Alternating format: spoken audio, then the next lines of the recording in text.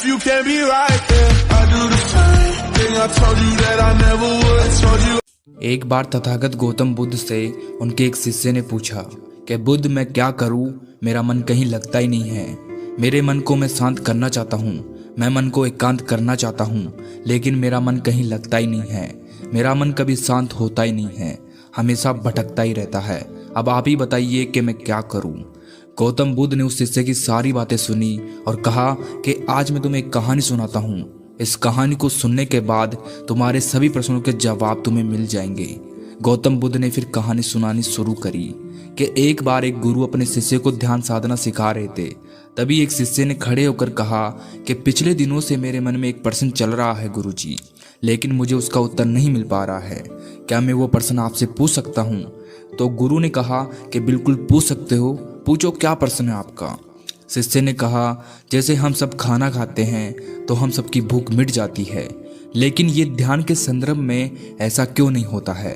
हम सब आपके बताए अनुसार एक ही जैसा ध्यान करते हैं, लेकिन कोई पहले तो कोई बाद में ध्यान को उपलब्ध होता है और कोई तो पूरी जिंदगी ही ध्यान को उपलब्ध नहीं हो पाता है। जैसे खाना खाने के बाद सबकी भूख मिट जाती है, ठीक वैसे ही ध्यान से भी हम सबका मन शांत हो जाना चाहिए, लेकिन ऐसा क्यों नहीं होता? आखिर क्यों? गुरुजी ने कहा कल गांव के सबसे बड़े सेठ के घर मुझे खाना खाने के लिए बुलाया गया है, तुम भी मेरे साथ वहां चलना। इतना कहकर गुरुजी वहां से चले गए। अगले दिन दोनों गुरु और शिष्य सेठ के घर खाने के लिए पहुंच जाते हैं। उस सेठ की पत्नी ने उन्हें भोजन के लिए बुलाया था। उन दोनों के साथ सेठ भी भोजन के लिए बैठ जाता है। जैसे ही सेठ भोजन का पहला निवाला अपने मुंह के अंदर डालता है, भोजन की थाली को उठाकर दूर फेंक देता है और अपने नौकरों पर चिल्लाते हुए कहता है कि कैसा बेकार खाना बनाया है, इसमें बिल्कुल भी स्वाद नहीं है, जाओ और मेरे लिए दूसरा भोजन बना कर लाओ। और वो वहां से उठकर चला जाता है। सेठ की पत्नी उन दोनों गुरु और शिष्य से माफी मांगती है और उन्हें बड़े प्रेम से भोजन परोसती है। दोनों भोजन करते हैं और अंत में गुरुजी 2 रोटियां अपनी थाली में छोड़ देते हैं और सेठ की पत्नी को कहते हैं कि बेटी तुम इन दोनों रोटियों को एक कपड़े में बांधकर दे सकती हो क्या? सेठ की पत्नी ने दोनों रोटियों को एक कपड़े में लपेटकर गुरुजी को दे दिया और फिर वो दोनों वहां से निकल पड़े। रास्ते में गुरुजी ने शिष्य से पूछा कि तुम्हें भोजन कैसा लगा? शिष्य ने कहा कि भोजन तो बहुत स्वादिष्ट था। गुरुजी ने कहा बस स्वादिष्ट, इसके आगे तुम्हें कुछ नहीं लगा? शिष्य ने कहा कि इसके आगे और क्या लग सकता है, भोजन स्वादिष्ट था, उससे मेरा पेट भर गया और इसके आगे और क्या अच्छा लगता?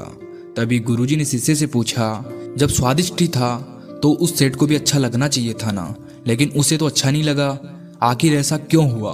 तब शिष्य ने कहा कि गुरुजी ये बात मेरे को भी समझ नहीं आ रही कि भोजन तो अच्छा था, लेकिन पता नहीं फिर भी उस सेठ को अच्छा क्यों नहीं लगा। मुझे तो कुछ भी समझ नहीं आ रहा, आप ही बताइए। गुरुजी ने कहा कि बताऊंगा, अभी तुम मेरे साथ चुपचाप चलो। चलते चलते गुरु और शिष्य बहुत आगे तक आ गए।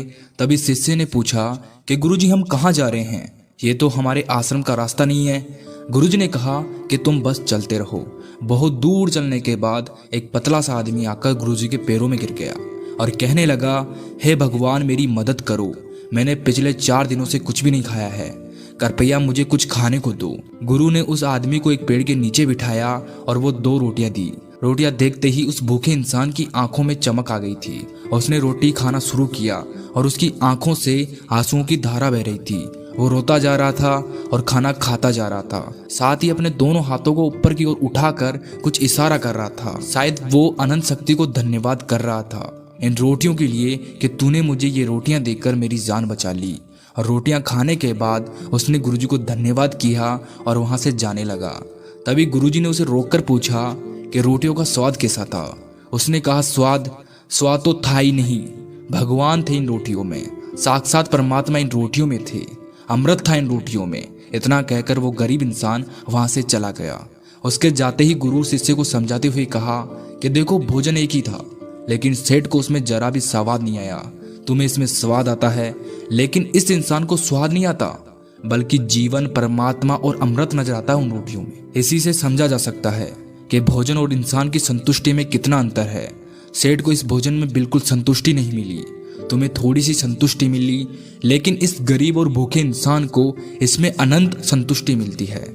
बिल्कुल ऐसा ही ध्यान के संदर्भ में होता है। जिसकी जितनी बड़ी चाहत होती है, जिसको जितनी ज़्यादा बड़ी प्यास होती है वो उतना ही जल्दी अपना रास्ता बना लेता है। जिस इंसान के अंदर ध्यान की जितनी बड़ी प्यास होती है वो उतना ही जल्दी ध्यान को प्राप्त कर लेता है। वो शिष्य अब अपने गुरु की बात समझ चुका था और उसे अपने सारे प्रश्नों के जवाब मिल चुके थे।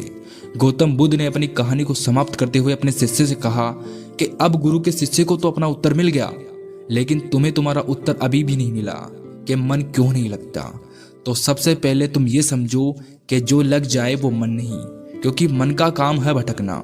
खासकर कोई वस्तु हमारे पास अधिक मात्रा में होती है तो मन उस वस्तु से उब जाता है और उससे दूर भागने लगता है, जैसे उस सेठ का मन भोजन से भाग रहा था। अगर कोई वस्तु सीमित मात्रा में है तो ये मन उस वस्तु से थोड़ा लगाव रख भी लेता है, जैसा उस गुरु के शिष्य को भोजन से थोड़ा बहुत लगाव था। लेकिन अगर कोई वस्तु आपके पास कम मात्रा में है या फिर है ही नहीं तो ये मन उसके पीछे भागना शुरू कर देता है और उस वस्तु को हर हाल में पाना चाहता है। लेकिन जब बात हमारे प्राण पे आ जाए, जैसे कि उस गरीब के लिए वो 2 रोटियां, तो हमारा मन गायब हो जाता है वहां से। ऐसी स्थिति में मन का कोई अस्तित्व नहीं रह जाता। फिर हम भोजन का प्रकार या स्वाद नहीं देखते, जो हमें मिल जाता है हम उसे ही खा लेते हैं। फिर स्वाद जैसी कोई चीज नहीं रहती, जो हम खाते हैं हमारे प्राण उसे अंदर तक स्वीकार करते हैं। फिर वो भोजन कैसा भी हो हमें उसमें रस आने लगता है, और ये बस तब होता है जब मन जैसा कुछ नहीं रहता। हम अपने मन को बहुत अधिक लगाने की कोशिश करते हैं। कोई इसे पढ़ाई में लगाने की कोशिश करता है तो कोई इसे अपने दूसरे कामों में लगाने की कोशिश करता है। लेकिन तुमने तो ये देखा ही होगा कि मन कहीं नहीं लगता, क्योंकि मन का काम लगना नहीं है बल्कि काम इसका भागना है। और ये मन लगातार भागता ही रहता है। जो हमारे पास नहीं है उसे पाना चाहता है और जो हमारे पास है उससे दूर जाना चाहता है। और जब कोई वस्तु या इंसान हमसे दूर चला जाता है तो फिर उसे ये पाना चाहता है। ये लगातार हमें ऐसे ही भगाता रहता है, क्योंकि यही इसकी मूल प्रवृत्ति है। गौतम बुद्ध ने आगे कहा कि आपके मन में अब ये सवाल उठ रहा होगा कि अगर मन का काम भागना ही है तो क्या हम सारी उम्र बस भागते ही रहते हैं? क्या हम कभी इसे अनंत शांति का अनुभव नहीं करेंगे?